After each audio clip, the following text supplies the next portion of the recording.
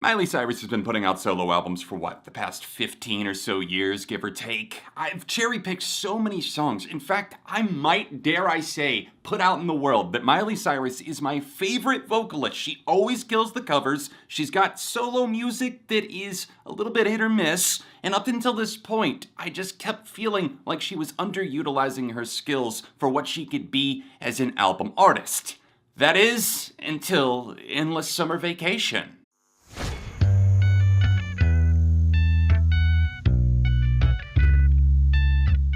Let's rewind and figure out how we got to that point. Hey Naper, welcome back to ARTV. My name is John, and it's time for a review of the new Miley Cyrus album, Endless Summer Vacation. Miley recently migrated to Columbia Records in partnership with her own label, Smiley Miley, and I have to say, whoever has done the marketing for this entire era, you had fans pissing themselves over what was going on, what was going to come out next. You only did one single? That's a power move in the 2020s, I don't care. Unfortunately, the lead single, Flowers, just didn't really grab me. It came out while I was on my honeymoon abroad in St. Lucia, a tropical island where I feel it would be appropriate to listen to much of this album. Now that I think about it, I'm gonna have to go back. But even with that setting, looking out at a beautiful ocean, I just didn't get much from the tepid nature of Flowers. I understand the self-love nature of the track, but I do feel that it hit me more in the context of the album and with the demo.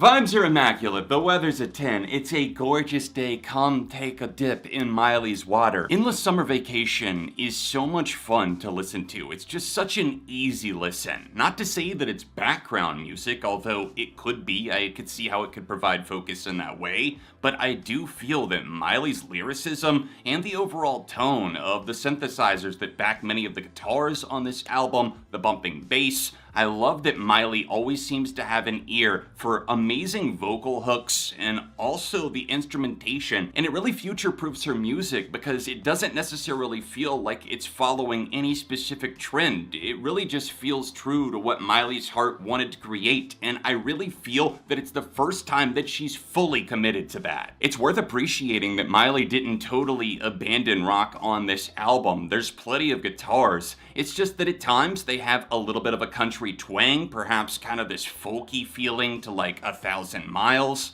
There's other tracks that utilize the synthesizers in a much more apparent way, like Handstand and all of its good weirdness and what the fuckery. I really want to hammer in the praise for Miley's vocal performances and the overall composition of the vocal melodies, the stylization, the color that she gives them. Endless Summer Vacation is such an easy ask of the listener, and in that way, it's like the art of the subtle genius. I say that because Endless Summer Vacation, who wouldn't want that? We want that escapism, but once you get there, it's not all flamingos and daydreams. There's a bit of headiness to it. It's kind of a thoughtful, reflective album at many stops on the way. The inertia does start to crumble a bit in the last leg of the race. I would say starting with Muddy Feet, I didn't feel that Sia felt necessary there, and it felt a little tacked on just to have a little bit of extra star power. She's been going viral again, God knows why. Wildcard does pick things back up. That song was definitely a sleeper hit for me, and it stood out as a favorite at this point. I think that song has a lot going for it. There's kind of this golden hour feel, a warmness, and the more you warm up to it, the warmer it will be to you. Take it back a little bit, and you'll find my favorite section of the album, immediately after Flowers, which, again, I unfortunately still see as rather mediocre. It just doesn't have the personal hook to it that the other songs, like Jaded, immediately after do. It's fine enough for what it is, and I would take a million of these over many of the other songs that have topped the Hot 100 in recent months and years.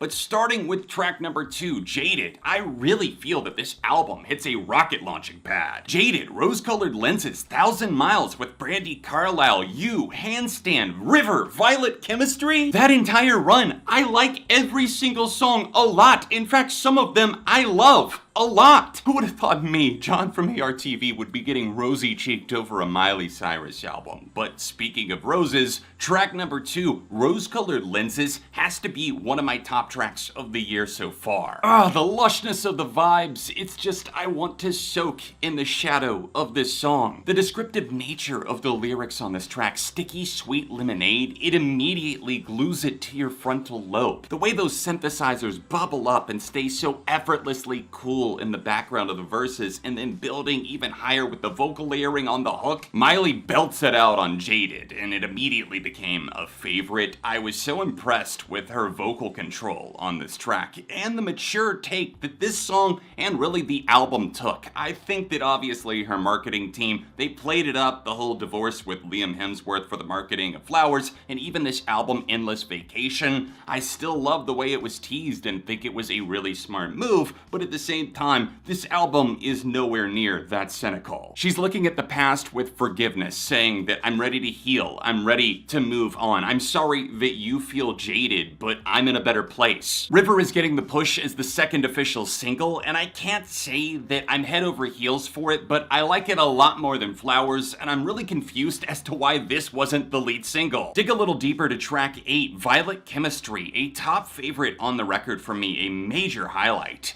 This song has such a beautiful undertone to it. I love the fact that it's able to give you the slow burn and then just absolutely nail that sweet transition into the hook. The clapping percussion, the guitars subtly in the background of the track, and obviously the synths as well, bubbling up to the point where it feels like molten lava just smearing itself all over your soul. God, I am getting dramatic tonight, huh? Alright, before I finish this out, I have to say, watch the Backyard Sessions. Seriously, that doesn't factor into my rating of the album itself, but I'm telling you, it gave me a deeper appreciation, not only with Miley's explanation of the lyrics and some of the choices behind the music, but also just the songs themselves, elevating them to that next level and really making them click for me. I'm talking tracks like Island.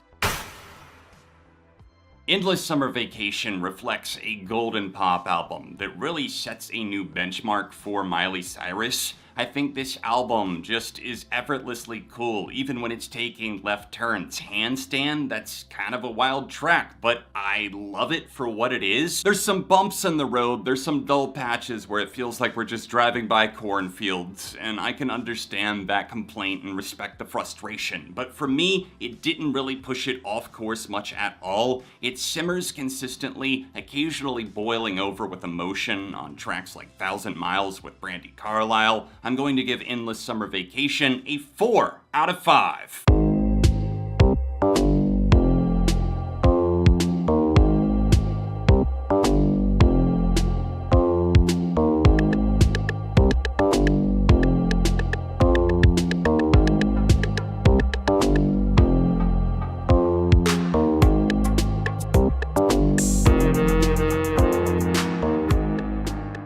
As someone who's been rooting for Miley for a very long time, even through the criticisms of projects like Bangerz, Dead Pets, She Is Coming, this is just kind of a full circle moment that I'm so happy she got to. Let me know your thoughts in the comments section down below. You can check out more of my Miley content and a recent review right below me. Thank you for watching, subscribing, liking, all that good stuff, and I'll see you soon on ARTV.